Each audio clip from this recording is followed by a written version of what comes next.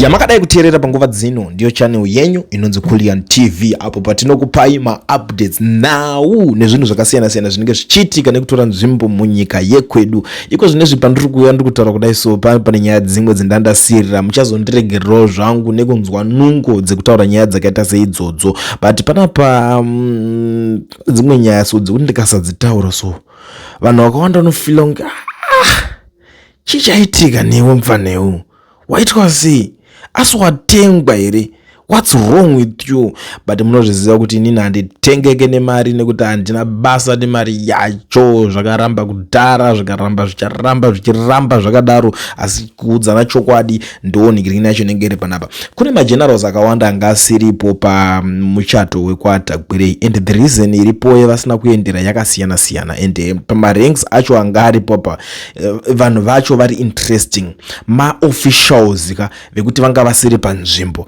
Pekutanga tina VP Constantino Chiwenga vanga vakatenda zvakupurazi hata handisi kukwanisa kunge ndichinoningirikina tobva tati VP Kempo Mohad vanga vasiko futi, retired PV Sibanda vanga vasipo, retired general ka former minister of Politburo Obed Mpofu vanga vasipo, retired general Anselmo Sanyatwe was not there, retired General Albert Rugege was not there, retired Lieutenant General Winston Sigauke Mapranga was not there. Madara esa vane ma reasons avasina kuendera ikoko, but mind you, let me tell you something chamusiri aware of. Pakatwa zvinhu zve 2017 Operation Restore Legacy, those guys vanga vari in good books naTagwire zvekutodaro, because nyaya yakatozobuda pakutonzi Tagwire was the sponsor of that 2017 Operation Restore Legacy, kana achinzi was the main sponsor, kureva kuti fuel pane zvakawanda wanda zvaingodiwa nezvimari zvekuti zvinhu zvifambe zvanga zvisipo handiti. So a lot of people are asking me kuti will Chiwenga and the military survive Cape 3? Besides rumors and speculations, there is now visible evidence suggesting a growing rift within ZANU-PF. On Sunday, Kudakwashe Tagwire hosted a wedding ceremony for one of his sons. Pictorial evidence from the events showed the attendance of key figures including Mr. Emerson Mnangagwa, his family, cabinet ministers, church leaders and prominent business tycoons.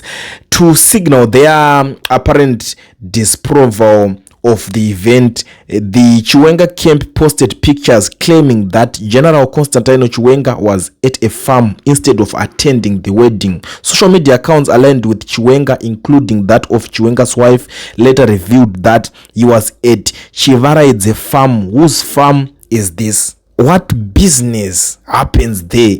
Why choose this particular day to be absent when his boss and virtually everyone else attended the wedding? This development adds to growing speculation that there is an unspoken disagreement or political tension between Mnangagwa and Chiwenga at the same time. Mnangagwa's allies are pushing to pass Constitutional Bill number 3, which is designed specifically close Chiwenga's chances of ever becoming president. The events have also fueled public speculation that Tagwire himself may be positioning to become Zimbabwe's next president. If he can influence cabinet ministers, church leaders, and even the president to attend a private family function, what would stop him from influencing parliament to eventually vote him into the presidency? What does Cape 3 say about this?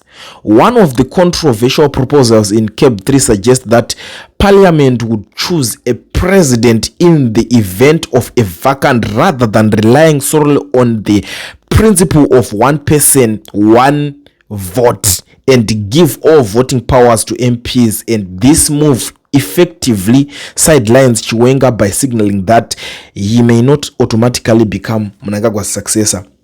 This then means once Cape 3 is passed, Chiwenga and the military, regardless of the influence they currently hold, will be politically neutralized and less useful. But let me tell you one thing, never underestimate my generals.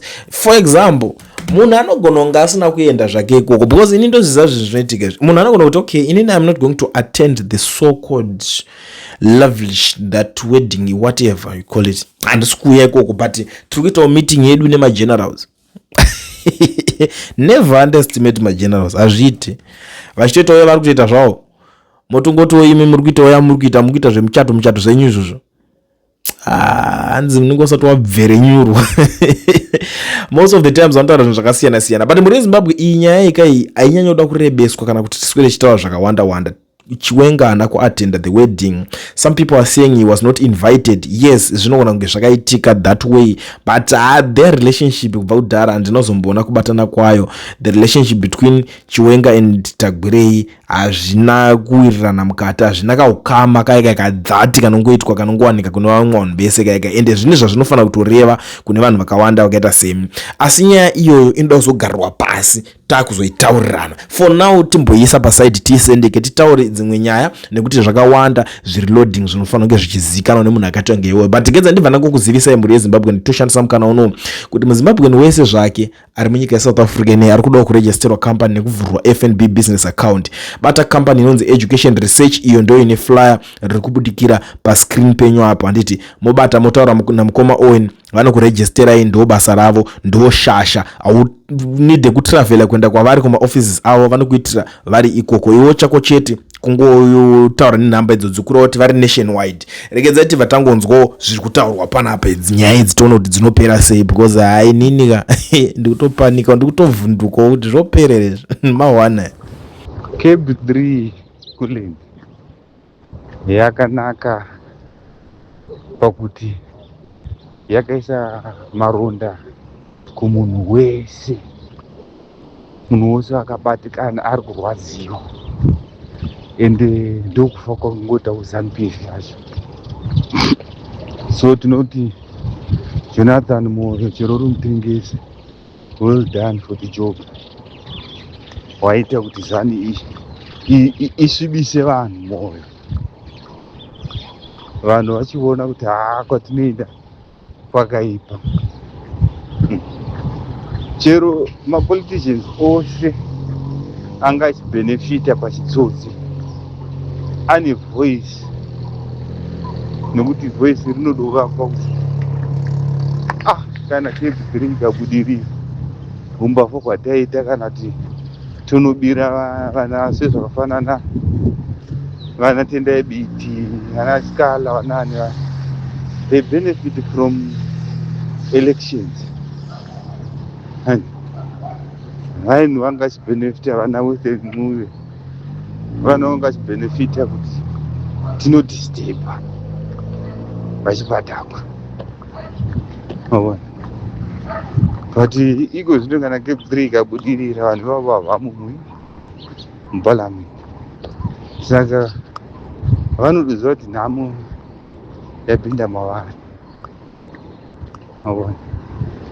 There's no way yekuti vachawanazvo way yekuti vaite chitsotsi vava vanhu vangopinda mustreet vachiwata. Saka iko zvino now is fighting pachokwadi chokuziva kuti nzara yakupinda mumba mavo, takurogwa nenzara tese. Nekuti vanhu ivava tsoka kuti vaenda pachokwadi mabenefits eZANU-PF vanawo. Vanawo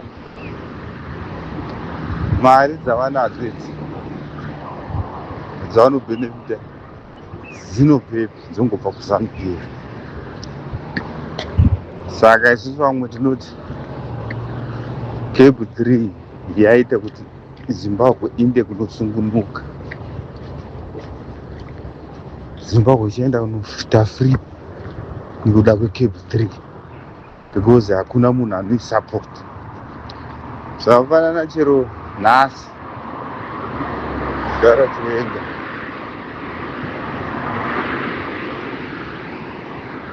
munhu akaita utsinye pa1 August paya vanhu vakaurawa mumastreet.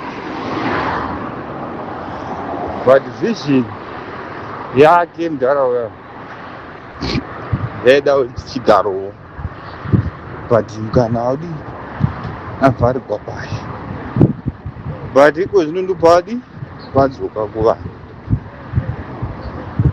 Otherwise ndiye munhu achadzoka akava nevhizhini kana mukana amuwana wokudhistoroya ZANU-PF zvachose, ende ndiye munhu achakireta zita rake kuti afanane nechiReverend Nelson Mandela kuno South Africa, because kana akapinda,